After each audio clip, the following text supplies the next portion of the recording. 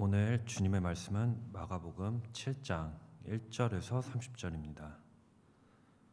마가복음 7장 1절에서 30절입니다. 바리새파 사람들과 예루살렘에서 내려온 율법학자 몇 사람이 예수께로 몰려왔다. 그들은 예수의 제자들 가운데 몇 사람이 부정한 손, 곧 씻지 않은 손으로 빵을 먹는 것을 보았다. 바리새파 사람과 모든 유대 사람은 장로들의 정통을 지켜 규례대로 손을 씻지 않고서는 음식을 먹지 않았으며 또 시장에서 돌아오며 몸을 정결하게 하지 않고서는 먹지 않았다. 그 밖에도 그들이 전에 받아 지키는 규례가 많이 있었는데 그것은 곧 잔이나 단지나 놋그릇이나 침대를 씻는 일이다. 그래서 바리새파 사람들과 율법 학자들이 예수께 물었다. 왜 당신의 제자들은 장로들이 전하여 준 전통을 따르지 않고 부정한 손으로 음식을 먹습니까? 예수께서 그들에게 대답하셨다. 이사야가 너희 같은 위선자들을 두고 적절히 예언하였다. 이렇게 기록되어 있다. 이 백성은 입술로는 나를 공경해도 마음은 내게서 멀리 떠나 있다. 그들은 사람의 훈계를 교리로 가르치며 나를 헛되이 예배한다. 너희는 하나님의 계명을 버리고 사람의 전통을 지키고 있다. 또 그들에게 말씀하셨다. 너희는 너희의 전통을 지키려고 하나님의 계명을 잘도 저버린다. 모세가 말하기를 내 아버지와 내 어머니를 공경하라 하고 또 아버지나 어머니를 욕하는 자는 반드시 죽을 것이다 하였다. 그러나 너희는 말한다. 누구든지 아버지나 어머니에게 말하기를 내게서 받으실 것이 고르반 곧 하나님께 드리는 예물이 되었습니다 하고 말만 하면 그만이라고 말한다. 그러면서 아버지나 어머니에게 그 이상 아무것도 해드리지 못하게 한다. 너희는 너희가 물려받은 전통을 가지고 하나님의 말씀을 헛되게 하며 또 이와 같은 일을 많이 한다. 예수께서 다시 무리를 가까이 부르시고서 그들에게 말씀하셨다. 너희는 모두 내 말을 듣고 깨달아라. 무엇이든지 사람 밖에서 사람 안으로 들어가는 것으로서 그 사람을 더럽히는 것은 아무것도 없다. 사람에게서 나오는 것이 그 사람을 더럽힌다. 예수께서 무리를 떠나 집으로 들어가셨을 때 제자들이 그 비유를 두고 물었다. 예수께서 그들에게 말씀하셨다. 너희도 아직 깨닫지 못하느냐? 밖에서 사람의 몸속으로 들어가는 것이 사람을 더럽히지 못한다는 것을 알지 못하느냐? 밖에서 사람 안으로 들어가는 것은 무엇이든지 사람의 마음속으로 들어가지 않고 뱃속으로 들어가서 뒤로 나가기 때문이다. 예수께서는 이런 말씀을 하여 모든 음식은 깨끗하다고 하셨다. 또 그들에게 말씀하셨다. 사람에게서 나오는 것, 그것이 사람을 더럽힌다. 나쁜 생각은 사람의 마음에서 나오는데 곧 음행과 도둑질과 살인과 간음과 탐욕과 악의와 사기와 방탕과 악한 시선과 모독과 교만과 어리석음이다. 이런 악한 것이 모두 속에서 나와서 사람을 더럽힌다. 예수께서 거기에서 일어나셔서 두로 지역으로 가셨다. 그리고 어떤 집에 들어가셨는데 아무도 그것을 모르기를 바라셨으나 숨어 계실 수가 없었다. 악한 귀신 들린 딸을 둔 여자가 곧바로 예수의 소문을 듣고 와서 그의 발에 엎드렸다. 그 여자는 그리스 사람으로서 시로페니키아 출생인데 자기 딸에게서 귀신을 쫓아내달라고 예수께 간청하였다. 예수께서 그 여자에게 말씀하셨다. 자녀들을 먼저 배불리 먹여야 한다. 자녀들이 먹을 빵을 집어서 개들에게 던져주는 것은 옳지 않다. 그러나 그 여자가 예수께 말하였다. 주님, 그러나 상 아래에 있는 개들도 자녀들이 흘리는 부스러기는 얻어먹습니다. 그래서 예수께서 그 여자에게 말씀하셨다. 내가 그렇게 말하니 돌아가거라. 귀신이 내 딸에게서 나갔다.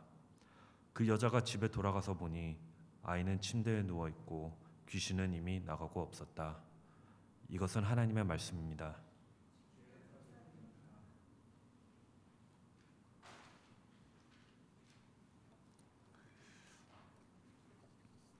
기도하겠습니다.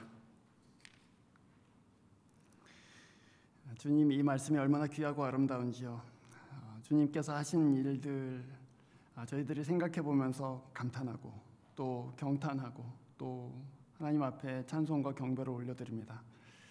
저희에게 이 말씀대로 행해 주시고 또 이 말씀에 은혜를 부어주시고 이 말씀이 인도한 구원의 자리로 저희 마음과 영혼을 인도해 주십시오. 듣는 저희들 모두에게 하나님의 진리를 깨닫고 구원의 길이신 예수 그리스도를 밝혀보는 시간 되도록 눈을 열어 주시옵소서. 우리 주 예수 그리스도 이름으로 기도합니다. 아멘. 마가복음이 이방인을 위한 복음서였다. 이런 학설이 있습니다. 그러니까 신약학자들 중에 마태, 마가, 누가, 요한복음이 어떤 회중을 중점으로 해서 기록되었는가 이렇게 얘기할 때 마가복음은 이방인을 위해서 기록된 것 같다 이렇게 생각하는 사람들이 있어요.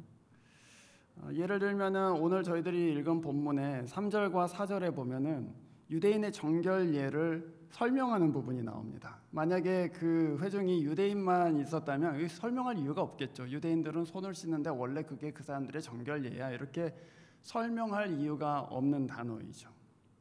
또는 고르반이라는 말 뒤에도 그 말이 무슨 말을 의미하는지를 설명해 놓습니다. 마가복음만 그렇습니다. 그러니까 마가복음을 처음에 읽었던 그 회중은 아마도 이방인이 많이 섞여 있는 회중이 아니겠는가 그런 생각을 하는 것이죠. 마태복음과 달리 마가복음에는 주님이 길게 말씀하시는 그런 어떤 가르침들이 특히 전반부에는 별로 나오질 않습니다. 그러니까 우리가 몇 주 동안 살펴본 것처럼 마가복음은 전반부 8장, 후반부 8장 이렇게 돼 있어서 상당히 대조적인데요. 그 전반부 8장에 길게 예수님께서 가르치신 경우가 딱 2번밖에 나오지 않습니다. 그 중에 하나는 저희들이 지난 주일에 봤던 그 씨 뿌리는 자의 비유, 천국이 무엇인지에 대한 가르침이고요. 그리고 특이하게도 오늘 이 본문입니다. 정결함에 대한 본문이죠. 그렇게 생각한다면 마가복음을 읽었던 그 이방인 회중에게는 이 문제가 굉장히 중요했을 것 같다 그런 생각이 듭니다. 왜냐하면 유대인들한테 이방인은 부정한 사람들이었기 때문입니다. 부정하다는 것, 그것은 무슨 위생적으로 안 좋다는 그런 의미가 아닙니다. 부정하다는 것은 하나님 앞에 나아갈 수 없는 그런 정결치 못한 상태를 얘기하는 그런 표현입니다. 하나님께 나아갈 수 없다는 게 무슨 얘기냐? 성전에 갈 수 없다는 얘기고 또 성전 예배에 참여할 수 없다는 얘기입니다. 그래서 유대인들은 그 성전을 구획으로 나눠서 이방인들이 들어올 수 없는 어떤 한계점들을 설정해 놓았습니다. 그리고 이방인들이 모여서 이렇게 예배를 드리는 것은 아니지만 말씀을 듣는다거나 그런 활동을 할 수 있는 이방인의 뜰이라는 데를 따로 이렇게 만들어 놓기도 했습니다. 무슨 말이냐면 부정한 이방인들은 하나님께 가까이 나올 수 없다는 것을 공간적으로 나눠 놓은 것이죠. 그러니 유대인 전체가 이방인에 대해서 너희들은 부정한 백성이야, 하나님께는 나올 수 없는 백성이야 라고 생각하는데 마가의 공동체에서는 이방인이 많은 그런 상황에서 그럼 우리도 하나님께 나아갈 수 없는 건가? 그런 생각을 하지 않았겠습니까? 그래서 이 본문이 마가가 의도한 그 회중에게는 굉장히 중요한 이슈였다는 것을 저희들이 추측해 볼 수가 있습니다. 오늘 예수님의 제자들이 손을 씻지 않고 음식물을 먹는 것을 보고서는 바리새인들이 본문 5절에서 이렇게 묻습니다. 어찌하여 당신의 제자들은 부정한 손으로 음식을 먹습니까? 예수님께서는 그 말을 굉장히 기분 나빠하셨습니다. 야, 음식은 다 깨끗하다. 네가 손을 씻든 안 씻든 그거는 사람을 더럽힐 수 있는 것이 아니다. 그것은 속 안으로 들어가서 마음으로 들어가지 않잖냐. 그거 위로 들어가는 거야. 위로 들어가서 소화기관을 거쳐서 뒤로 나오잖아. 그것은 너의 마음하고는 아무런 상관이 없어. 이렇게 말씀을 하시죠. 외식이라고 그렇게 대번에 말씀하십니다. 지금 니네 손 씻고 있으니까, 지금 니네 옷 빨아서 입고 있으니까 깨끗한 줄로 착각하지 말라 그 얘기입니다. 사실은 하나님께 정결하다는 것은 마음의 문제이지 몸의 문제가 아니다라고 말씀하시는 것이죠. 동시에 만약에 네가 겉에 있는 모양으로 정결함을 정의한다고 한다면 그럼 다른 사람을 쉽게 정죄하지 않겠냐, 그런 의미도 포함되어 있습니다. 당신은 부정하니까 여기까지만, 당신은 부정하니까 예배에 들어올 수 없어, 당신은 손을 안 씻었으니까 이 펠로우십에는 참여할 수 없어, 이렇게 어떤 사람들을 하나님께 못 나오도록 금을 긋게 되는 것이죠. 예수님께서는 그것을 굉장히 기분 나빠하시고 또한 성경적이 아니라고 그렇게 꾸짖으십니다. 그럼 여러분, 사람은 어떻게 부정하게 되는가, 그 문제가 사실은 중요한 문제가 되겠죠. 유대인이 생각한 것처럼 손 씻지 않고 먹으면 부정하게 돼, 그게 아니라면 하나님 앞에 나아가게 하지 못하는 부정함은 어떻게 생기는가, 그것이 중요한 이슈가 됩니다. 주님은 본문 20절에서 마음에서 나오는 것이 너를 부정하게 만든다, 이렇게 말씀하십니다. 20절을 한번 보시죠. 사람에게서 나오는 것, 그것이 사람을 더럽힌다. 나쁜 생각은 사람의 마음에서 나오는데 음행과 도둑질과 살인과 간음과 탕욕, 악의, 사기와 방탕, 악한 시선, 모독, 교만, 어리석음, 이 모든 것들이 자기 마음으로부터 나와서 너를 더럽힌다, 이렇게 말씀하시는 것이죠. 그렇지 않습니까, 여러분? 우리도 사실은 우리가 예수 안 믿는 사람들이 다 모였다고 해도 우리가 밖에 나가서 어떤 사람들과 한 방에서 앉아서 얘기를 하는데 이 사람 마음속에 분노가 가득하다, 그럼 같이 있기 굉장히 힘듭니다. 그렇지 않아요? 이 사람 안에 탐욕이 가득하다, 자꾸 돈 버는 얘기밖에 안 해요. 나는 좀 뭔가 좀 이 사람에 대해서 알고 싶은데 이 사람의 관심사가 온갖 그 세상의 재물에만 관심이 있다면 같이 있기 싫다, 그런 생각이 들죠. 또는 시기심이 많은 사람하고 한 방에 앉아서 얘기 오래 하기 굉장히 힘듭니다. 또는 상처가 깊이 있는 사람들, 또는 열등감이 깊이 있는 사람들하고는 사실은 같이 있기가 굉장히 힘들어지죠. 그 마음에서 나오는 것이 그 사람을 더럽히고 있기 때문입니다. 우리가 그냥 개인적인 차원에서도 그 사람 마음이 평안하지 못하면 같이 있기가 되게 힘든데 하나님은 어떠하시겠냐, 그 말씀입니다. 사실 유대인들이 그렇게 생각했던 그 정결함을 그렇게 생각했던 이유는 그것이 하나님께 우리를 나아갈 수 없게끔 만든다는 그 이유 때문이죠. 기독교 신앙은 그래서 윤리적인 차원을 훨씬 넘어서 내가 거룩하신 하나님과 함께 있을 수 있는가, 그것을 묻습니다. 내가 도덕적이냐, 또는 내가 의로우냐, 내가 선한 사람이냐, 그런 차원에서 끝나는 것이 아니고 나 같은 사람이 과연 거룩하시고 선하신 하나님, 사랑의 본체이신 그분과 함께 동거할 수 있겠는가, 그것을 묻습니다. 그래서 이 기독교 신앙은 자기의 내면을 살펴볼 수밖에 없게 돼요. 내 마음 안에 무엇이 있는가, 이런 내 마음 안에 하나님이 들어오실 수 있는가.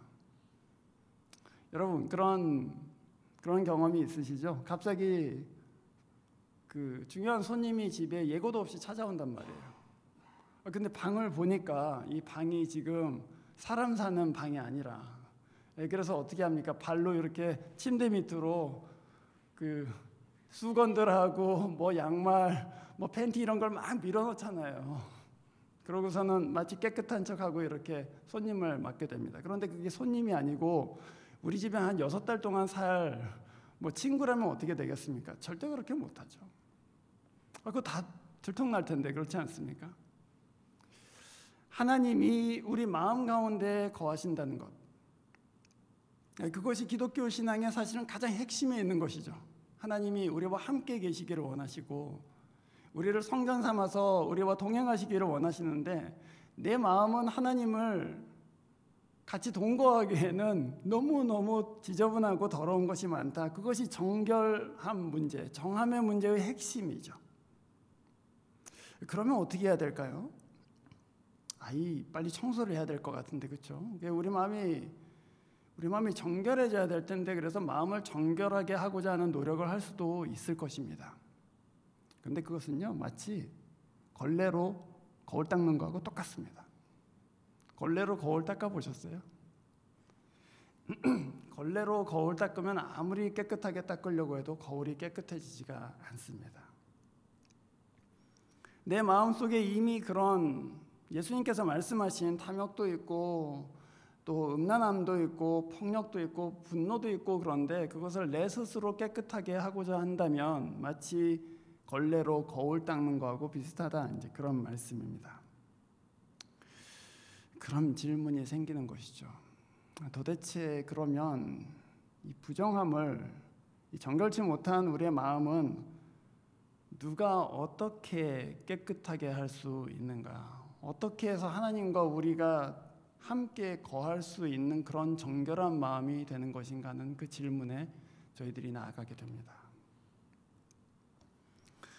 저는 그것이 오늘 우리 본문의 후반부에 있는 수로보니게 여인의 이야기에서 극적으로 드러난다고 그렇게 생각합니다. 아마도 그것 때문에 마가는 이 정결례에 대한 이야기와 수로보니게 여인의 이야기를 묶어둔 것이 아니겠는가, 그런 생각을 합니다. 이 여인은 이방인 여인입니다. 그냥 유대인이 보기에 부정한 사람들이죠. 그러나 더더군다나 이 여인의 딸은 더러운 귀신에 들린 아이였습니다. 더러운 귀신, 그냥 귀신이라고 하면 될 텐데 본문은 특별하게 더러운 귀신 이렇게 못 박아 두었습니다. 지금 정결례에 대한 얘기를 쭉 했잖아요. 그런데 수로보니게 여인이 등장했는데 그 여인의 딸은 더러운 귀신이 들렸대, 이렇게 얘기합니다. 그러니까 어떻게 생각하면 하나님, 정결하신 하나님, 거룩하신 하나님으로부터 가장 멀리 있는 사람을 얘기하는 것이죠. 지금 이방인일 뿐만 아니라 하나님이 계셔야 될 그 마음에 귀신이 들어와 있는, 그것도 더러운 귀신이 들어와 있는 가장 멀리 있는 아이를 등장시킵니다. 수로보니게 여인이 그 앞에 나오는 것이죠. 그런데 놀랍게도 오늘 그 가장 하나님으로부터 멀리 있는 그 수로보니게 여인이 하나님이신 그리스도 앞으로 나옵니다. 주님 앞으로 어떻게 나갈 수 있었을까요? 정결함의 목적은 결국 하나님 앞으로 나아가는 것인데, 이 수로보니게 여인은 이방인이고 더러운 귀신 들린 딸을 두고 있는데도 불구하고 하나님 앞으로 나옵니다. 어떻게 나올 수 있었을까요? 주님이 우리에게 오셨기 때문입니다. 우리에게 정결해지기 전까지는 돌아오지 마, 이렇게 말씀하신 것이 아니고 그가 바로 이 부정한 세상 가운데로 들어오셨기 때문에 그 앞으로 나아갈 수가 있는 것이죠. 오늘 본문 25절 이렇게 말합니다. 예수의 소문을 듣고서 그 수로보니게 여인은 그의 발 앞에 엎드렸다, 이렇게 얘기합니다. 하나님께 나아갈 수 없는 사람입니다. 그 성전에 구획들도 있기 때문에 그 성전 안으로는 갈 수조차 없는 이방인이죠. 그런데 예수께서 그냥 거리에 돌아다니고 계시기 때문에, 그 하나님이신 그분이 내 옆을 지나가고 계시기 때문에 그 앞에 나아갈 수 있는 것입니다. 그래서 그 앞에 엎드렸습니다.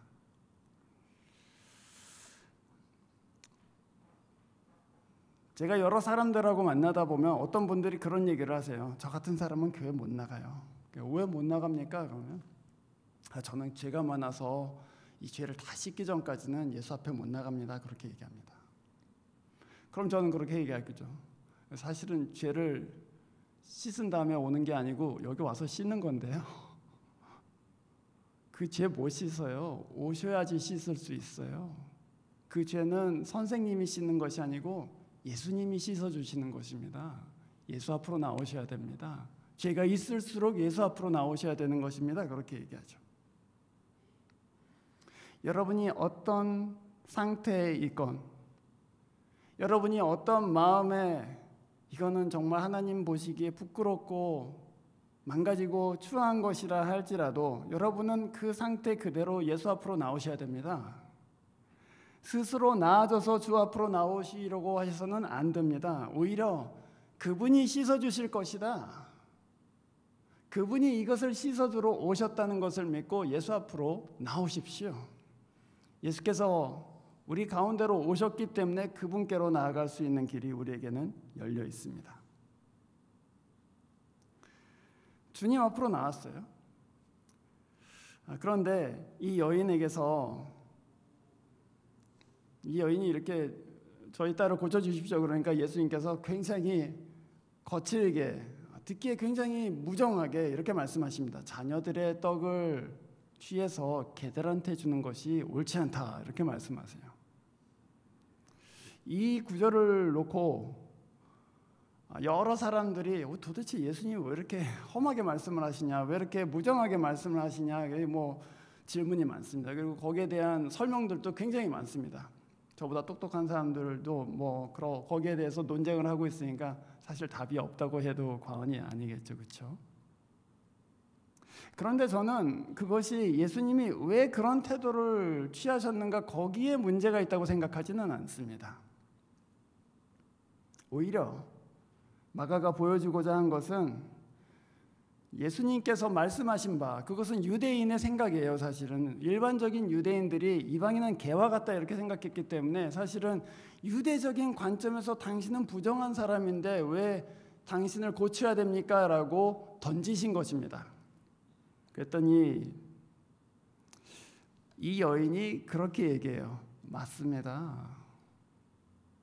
맞지만 개들도 주인의 상 아래에서 자녀들이 먹던 부스러기를 먹지 않습니까? 이렇게 재치 있게 얘기합니다. 근데 제가 재치라고 했지만 이것이 재치입니까, 여러분? 이건 재치가 아닙니다. 이것은 임기응변이 아닙니다. 이것은 가난함에서 나온 대답이죠. 맞습니다, 예수님. 저는 은혜 받기에는 전혀 합당하지 않은 개와 같은 사람입니다. 주님이 백성으로 삼으신 이스라엘 백성하고 저하고는 비교할 수 없는 사람이죠. 저는 개와 같습니다. 맞습니다. 저는 은혜를 받을 자격이 사실은 없습니다. 라고 인정하는 것입니다. 그 겸손이죠. 그것은 가난함입니다. 그 가난함 때문에 사실은 나온 거예요. 그런데 거기에는 또 한 가지 역설이 있지 않습니까? 개들도 주인의 상에서 떨어지는 부스러기를 먹나이다. 무슨 얘기죠? 그리스도 집에 개가 되는 것이 그리스도 없이 왕으로 사는 것보다 낫습니다. 그런 고백은 아니겠습니까? 오늘 아침에 제가 이제 HB에서 냉동 콜라치를 이제 그 마이크로웨이브에다가 돌려갖고 아침으로 먹으려고요. 2개 먹을까 하나 먹을까 그러다가 하나는 일단 내버려 두고 하나 먹고 나서 생각해보자. 그러고서는 마이크로웨이브에다가 하나를 이제 돌리고 있었습니다. 그 마이크로웨이브를 이렇게 보고 있는데 뒤에서 저희 집 강아지가 휙 하고 지나가요. 뭐 하나 이렇게 봤더니 그 식탁에 있던 콜라치를 갖고 냅다 백야드로 뛰어가고 있는 거예요. 그래서 제가 너 오늘 성경 본문에 등장하는 그 강아지구나. 네가 바로 그 강아지구나. 주인의 상 밑에 부스러기가 아닌 주인의 상 위에 있는 콜라치를 갖다 먹어버리는구나. 야단치지 않았습니다. 그렇죠? 왜냐하면 제 강아지이기 때문이죠. 제 새끼도 중요하지만 제 강아지도 귀한 거 아니에요. 지금 이방인 이 여자가 하고 있는 얘기가 바로 그 얘기 아닙니까? 들깨를 얘기하는 것이 아닙니다. 개가 되어도 주님 나라에 들어와 있으면 저는 족합니다. 그 얘기입니다. 주님의 마음이 움직이지 않을 수가 있을까요? 저는 개가 되어도 주님 집에 있는 것이 좋습니다. 이렇게 고백하는 건데 그걸 어떻게 안 도와줘요? 그렇죠? 아마도 마가는 자기의 회중들인 이방인들한테 우리는 유대인들한테 개 취급을 받을지라도 그리고 사람들이 우리를 부정한 백성이라 할지라도 개라도 좋다. 하나님 나라에 들어와 있다면 개라도 좋다. 하나님 나라에서는 그 부스러기를 먹어도 충분히 나을 수 있고, 하나님 나라에서는 그 작은 부스러기 같은 은혜를 내가 먹어도 내 딸이 나을 수 있다. 무슨 얘기입니까? 하나님의 은혜는 너무나도 풍성해서 그 부스러기만으로도 넉넉히 살아갈 수 있다, 그 얘기 아니겠습니까? 그게 믿음이죠. 그게 믿음입니다. 마가는 지금 자기 회중들한테 우리가 다른 사람들한테는 부정하게 여길지라도 예수께서는 우리를 그렇게 보시지 않는다.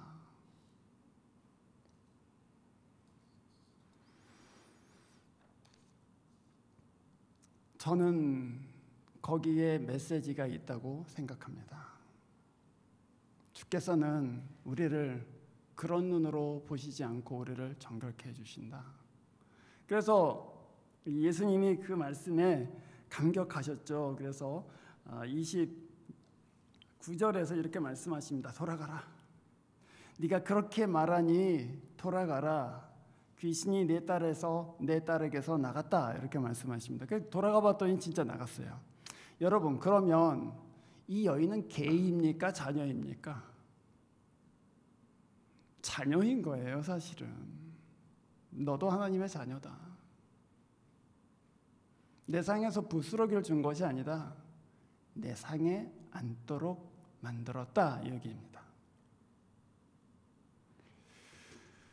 그 은혜가 얼마나 이 마가가 섬기고 있는 이방인들에게 위로가 되었을까요? 사람들은 우리를 부정하게 말하고 더러운 백성이라고 하지만 주께서는 그렇게 생각하시지 않으신다. 주께서는 오히려 나를 정결케 하시고 내 딸을 고쳐주신다. 얼마나 큰 위로가 되었겠습니까? 오늘 여러분이 갖고 계신 주보에 히브리서 9장 14절의 말씀이 있습니다. 이렇게 돼 있죠. 하물며 영원한 성령을 힘입어 자기 몸을 흠없는 제물로 삼아 하나님께 바치신 그리스도의 피야말로 더욱더 우리의 양심을 깨끗게 해서 우리로 하여금 죽은 행실에서 떠나 살아계신 하나님을 섬기게 하지 않겠습니까? 그 보혈이 우리의 양심을 깨끗하게 해서 죽은 행실로부터 끊고 그리고 하나님을 섬기는 그 길로 우리를 인도하지 않겠냐, 그렇게 말씀하셨습니다. 보혈의 능력이라는 얘기죠. 여러분, 그런데 그 보혈의 능력이라는 것이 무슨 마술적인 능력입니까? 그렇지 않습니다. 그 예수의 피가 우리를 깨끗게 한다는 것은 그 은혜를 알았다는 얘기고 그 은혜가 우리의 마음을 관통했다는 얘기입니다. 마치 에스겔 그 47장에 나오는 성전에서 흐르는 물이 죽은 바다인 사해로 흘러가서 물을 완전히 바꿔버리는 거잖아요. 말하자면 생수가 죽은 물에 들어가서 죽은 물을 다 몰아내고 그 사해가 완전히 고기가 돌아오고 그리고 꽃이 피고 열매가 맺는 그 땅으로 완전히 바뀌는 것처럼 예수의 은혜가 우리 마음을 관통하여서 짠물과 같았던 우리의 마음이 완전히 바뀌고 그 은혜로 말미암아서 예수가 우리를 살리신다. 예수가 우리를 정결케 하신다. 그러면 선한 양심이 회복돼요. 선한 양심이 회복되면요, 하나님 앞에서 살아가기 시작합니다. 하나님이 나한테 이렇게 큰 은혜를 베푸셨는데 내가 어떻게 그렇게 사냐? 하나님이 이렇게 큰 은혜를 나에게 베푸시는데 내가 어떻게 함부로 내 몸을 굴리냐? 그래서 양심이 회복되어지죠. 그래서 신자가 존엄이 회복되기 시작해요. 나는 그렇게 살지 않기로 했다. 그렇게 해서 우리는 정결한 사람들로 바뀌어 갑니다. 죄와 싸우고 거룩함을 추구할 능력은 거기서 오는 것입니다. 예수의 은혜. 그 은혜가 나를 살리고 그 은혜가 나를 살아가게 만든다. 오늘 이 말씀을 함께 읽고 계신 사랑하는 성도 여러분, 우리 마음속에는 진짜 그런 오늘 성경이 얘기한 그 수많은 악들이 있습니다. 그 악들을 찬찬히 살펴보면 하나님이 나 같은 사람을 마음 안에 계신다는 것이 과연 가능한가? 그런 부끄러움이 들 때도 있고 또 그런 낙심이 들 때도 있습니다. 또 어떤 경우에는 정말 공적으로 찍혀서 나는 나쁜 놈이 되어 있고 나는 부정한 사람이 되어 있을 수도 있죠. 그러나 이 그리스도의 은혜를 믿고 그 앞으로 나오십시오. 그리고 그 앞에 엎드려 주의 은혜가 그 무엇보다도 풍성하다는 것을 믿으십시오. 그럼 주께서 부스러기가 아닌 자녀들의 떡으로 우리를 채우시고 또 우리를 정결케 하실 것입니다. 기도하겠습니다.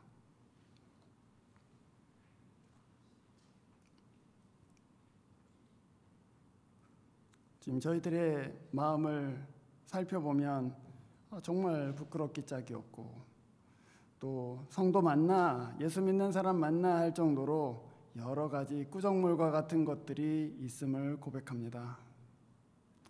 자격 없는데 또 은혜 받기에 합당하지 못한데 주님이 저희들을 제자로 불러주시고 백성으로 삼아주시니 감사드립니다. 그리스도와 함께 있기를 원하고 성령과 함께 있기를 원합니다. 주님께서는 저희들의 마음 가운데 이 은혜를 풍성하게 부어주셔서 사해가 살아나고 또 죽은 땅이 살아나는 것처럼 저의 마음도 옥토와 같이 살아나도록 인도하여 주시옵소서. 이 세상에 여러 가지 악들과 죄와 싸울 수 있는 거룩함의 능력을 회복시켜 주시고 또 하나님의 백성이 빛으로 소금으로 살 수 있는 그 귀한 은혜를 저희들에게 허락해 주십시오. 주 예수 그리스도 이름으로 기도합니다. 아멘. 찬송가 259장 함께 부르시면서 봉헌하겠습니다.